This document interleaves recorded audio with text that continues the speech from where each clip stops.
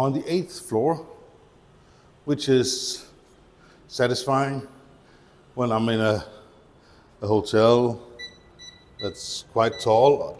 Like most people, I guess, I hope to have a high room, and 8th floor is fine with me. I booked what they call the king suite, basically because it's a suite with a king-size bed, and I have this lounge area with a sofa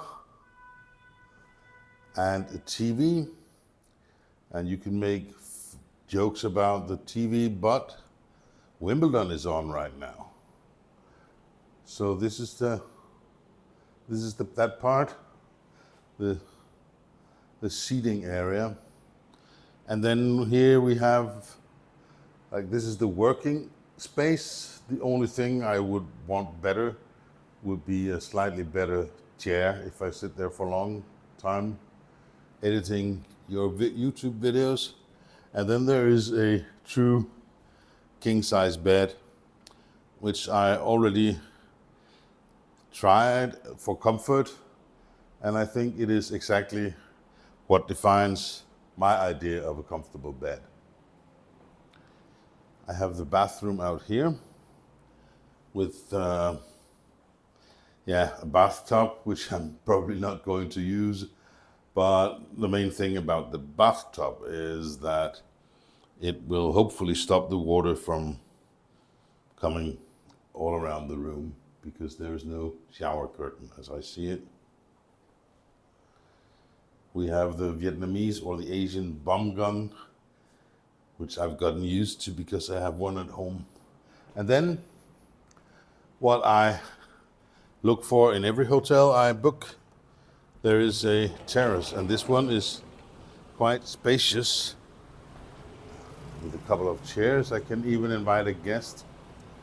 And to the right I have the city view, which was what I was promised.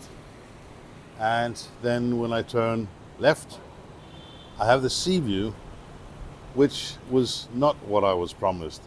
This would be an upgrade that you would have to pay for usually. So I get that for free.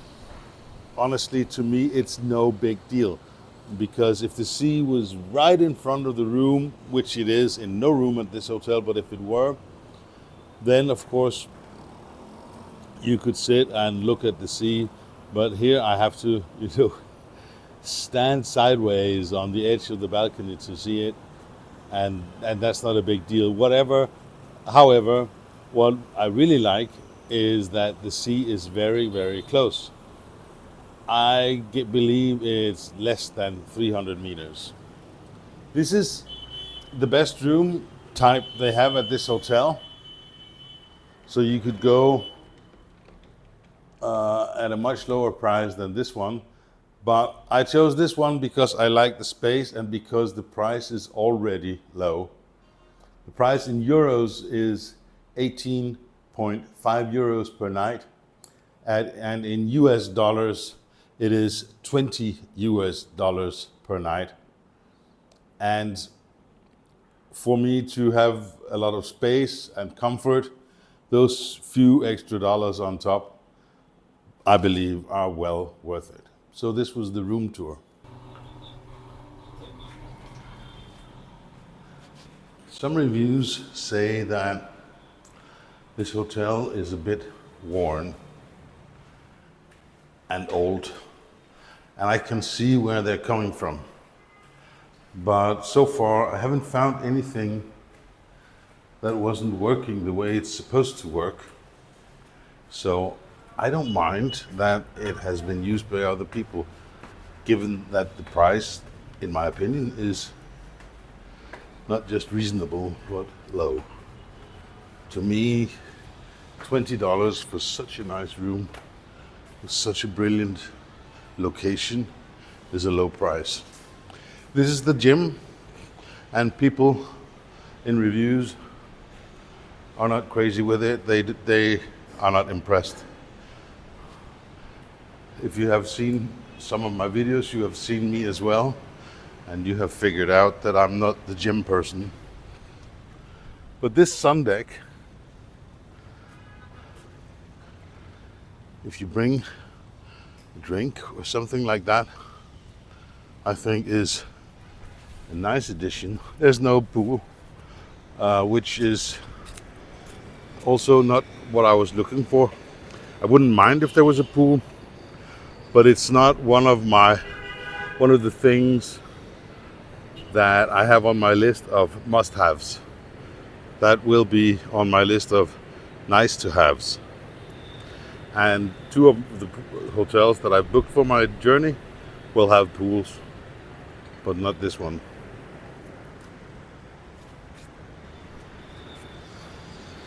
I really like the view from here.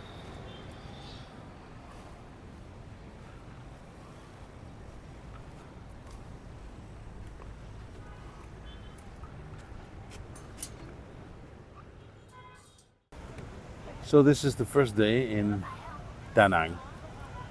I left Ho Chi Minh City around 1 o'clock by plane and flew directly here.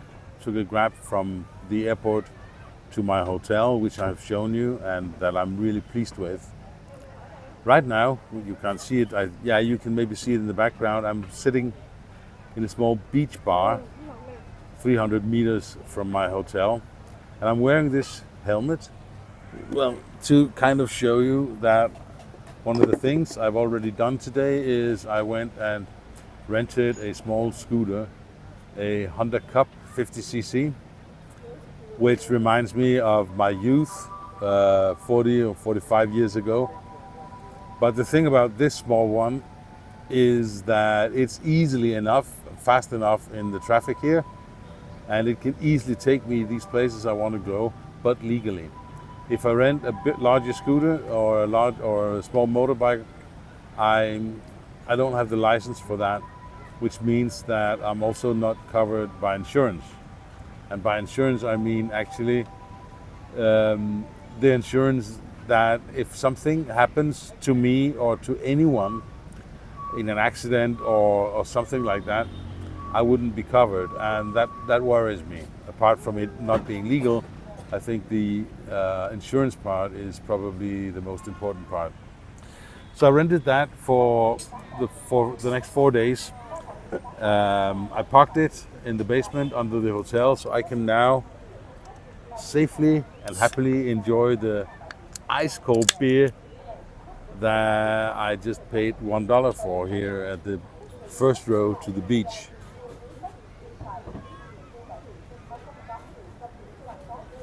Let me show you my view while I'm talking about my plans for the next days. Like I said, I have rented. It's, by the way, I should say that it's now 6 p.m. That's why it's not. The sun is down, and the beach is not as busy as it was just 20 minutes ago when I came here. I had originally booked a tour to the big Lady Buddha and also to Marble Mountains, but I can do them now by myself on my small scooter, so I will cancel that tour. I have also booked a tour through the Haivan Pass to Hue, the ancient royal city, and for now I'm going to cancel that. And then if I want it, I will rebook it for the last full day that I'm here, or rebook it from Hoi An where I'll be staying afterwards. So I will change my plans, I'll pivot, and I will cancel the set plans that I have right now in Da Nang and see where my little Honda motorbike will take me. Good morning from my hotel room here in Da Nang. I enjoyed the hotel room last night and I slept like a baby. There is a lot of street noise and I was thinking yesterday evening, will that keep me awake? But there's this funny thing about the air conditioning unit in this hotel room. It is quite loud. And the sound that it makes is almost like some kind of, gray sound of that's just there, and it's soothing. And it's high enough, the volume is high enough so that it almost blocks out the street noises. And the air conditioning sound does not in any way affect my sleep. So thank God for the loud air conditioning, because it's actually just very comfortable to have this soothing noise in the background and almost not being able to hear the street. So that's fine. I'm sitting here and planning today, and I'll be going on my little motorbike that I rented yesterday, and it's going to be quite adventurous. My plan is to go towards the Haivan Pass. The Haivan Pass is a beautiful scenic route between Danang, where I am, and Hue, the ancient royal city. And it's too long for me to go all the way and back. Also, as I have this small scooter, it is not strong enough to go through all the mountains. So my plan is to go that direction and see how far I come. And how far I come may depend on several things. It may depend on how comfortable I feel on the road. It may depend on what the little scooter is able to do, to accomplish, and also how long it takes. Because as I will know, when I go one way, I have to go all the way back again. But my ambition is to see if I can reach one of the viewing points. And I'll also, as far as I can see from the map, be traveling next to a beautiful bay. Let me show you the map on my computer. This is a little bit handheld and not very professional, but we'll see if it works anyway. So this is my computer screen. I started here in Ho Chi Minh City, where I have the mouse now, and then I flew to Danang, where I am now. Later, I'll be in this area, Ninh Bình, and also Hanoi, and I'll be in the Halong Bay as well. And I forgot to say, I'll always also be going here to the Silk River Villa, an hour's drive from here in Hoi An. But let's focus on my plan for today. And I've already, so it looks tiny on the large map, but we can make it look larger. This is where I am, and I want to go along the blue line, obviously, and my target here is set to be 29.7 kilometers, and I have no clue if that's doable or not, if that's exhausting or easy. I'll find out. If I wanted to go all the way, I would go here and here, but I like to go along this bay. And then when I head up in the mountains, you can see from the map, that's where the fun starts with all these corners. And like I said, I don't know if I can do it. But on the other hand, I think it's an easy, I can just go that way and see how far it comes. I have no other plans. And I think it's going to be exciting. I will make sure to put on a lot of sunscreen so that I don't roast while I'm sitting in the sun. I'll load up my backpack with enough water and fluids. I just had quite a filling breakfast, and it's my impression that there will be some stations on the way, particularly if there's a photo stop, if there's somewhere that everybody wants to stop. Then, of course, the Vietnamese people are not stupid, so they'll make sure that something is for sale there, probably something that you can eat and drink. So, meet my new best friend. I call her Pauline, and I've named her after my mom's aunt, who I remember fondly from my childhood. She was very old, she seemed very fragile and small, but she was strong and stubborn and very hardworking. And I hope that this little scooter has the same qualities. So far, she's been doing extremely well. And we're still in the flatlands here, driving next to the coast. And you can see the mountains in front of us.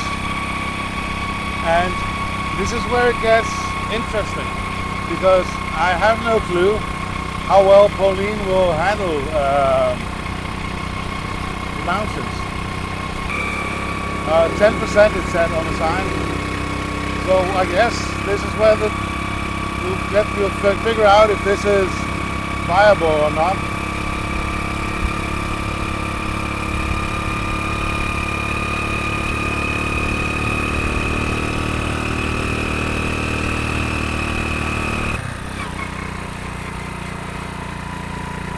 I'll be driving very carefully, like an old grandpa, because, yeah,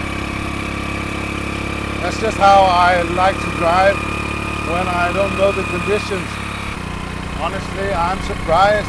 I don't know how much more difficult it's going to get, but for now, Pauline is doing it really, really well.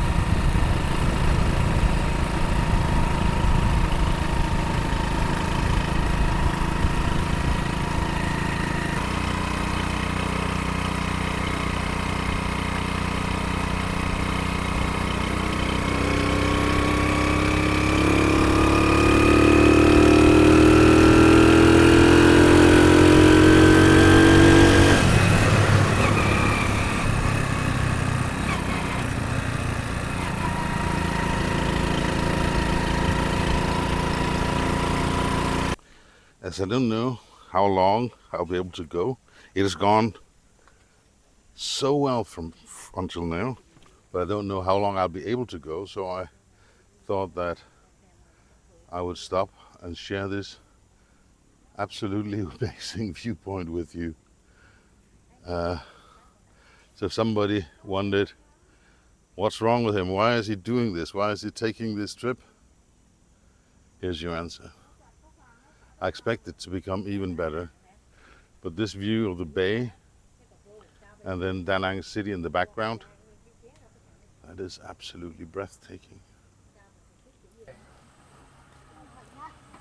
According to my GPS, I'm now at a spot that is 3.7 kilometers away from the goal I originally set.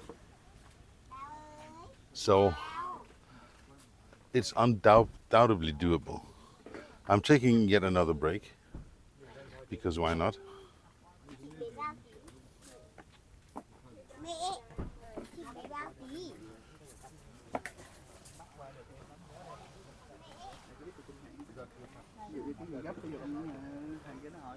I think this is the money shot. This must be the money shot.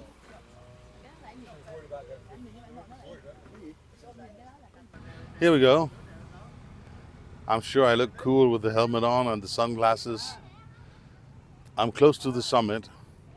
And once I reach the goal I set in my navigation app, which is 2 to 2.5 kilometers in front of me, I'll figure out if I'll go any further or if I'll call it a day. It kind of depends on what's up there. If there's a huge station with a cafe, everyone's gathering because that's the top point or that's the point everybody wants to be, then I'll probably make a stop there, maybe even have lunch if it's possible, and then I will slowly head down again towards my hotel.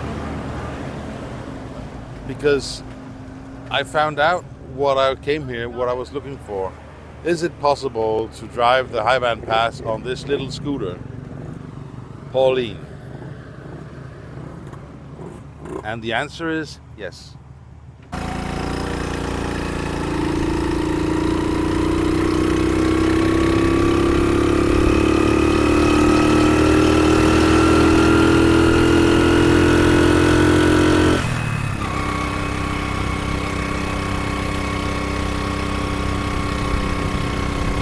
Scooters have their own rules. They seem to have the rule that if you can drive, then drive.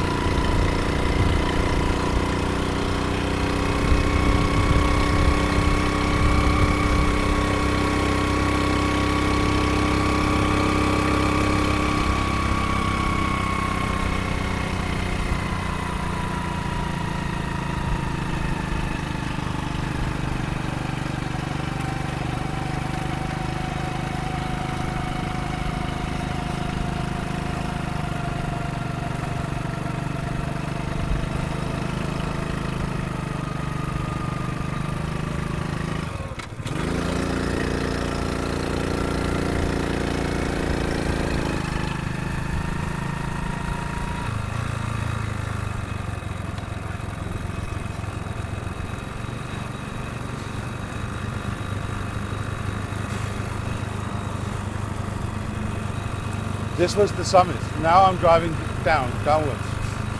I have literally reached the summit, and I'm now driving down again.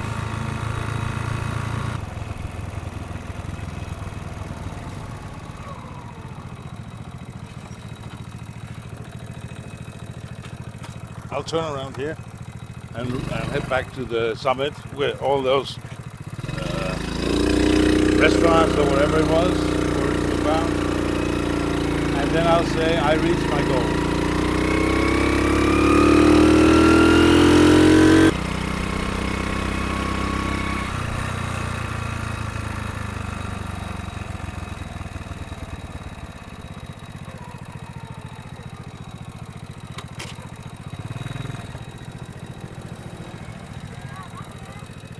The summit of the Haivan Pass,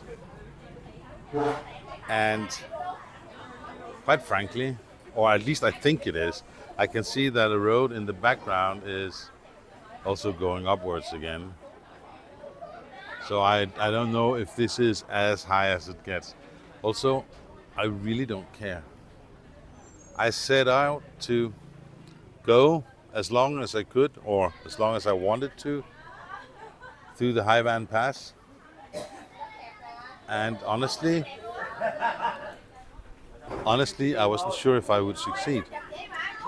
But so far, everything has gone a lot smoother, a lot easier, a lot more relaxed, and most importantly, a lot more enjoyable than I imagined in any way it would be.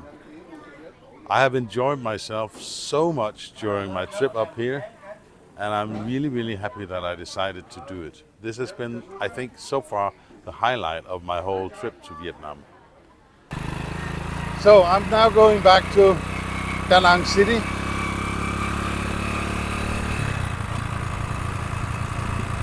And actually I set my position for a supermarket.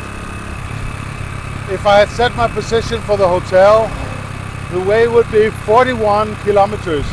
The speedometer and nothing here works, so I didn't know exactly how far I was out, but as the way back is 41 kilometers, that's probably the distance I've driven.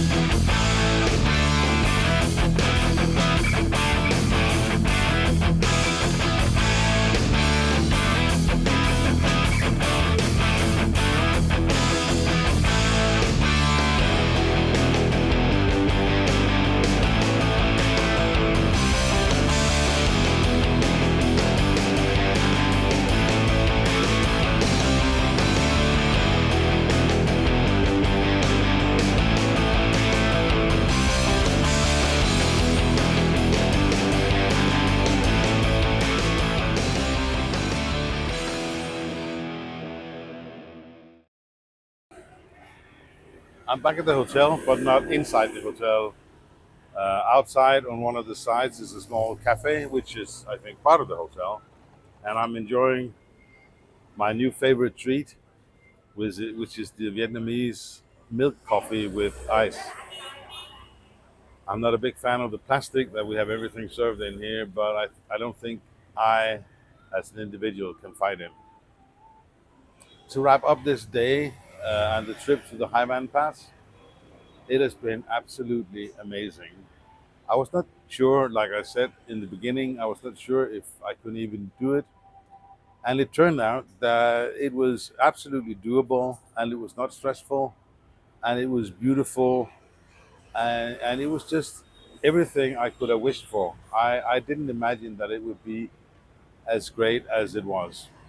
So if you're ever in Da Nang, and if you choose to rent one of these small scooters, the Honda Cup, which you can legally drive without a motorcycle driving license, then feel confident that you can do this trip and that you can do it easily and that it will be amazing.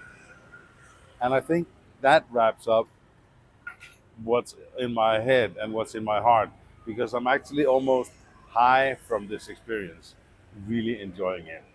So thank you for watching. Hit the subscribe button, like, and smack the follow, the notification bell, because that's where the good things are. Also, if you have any comments, it would be highly appreciated, because I value your opinion, but also because that actually helps my videos to be spread out more if there's any activity on it. See you in the next video.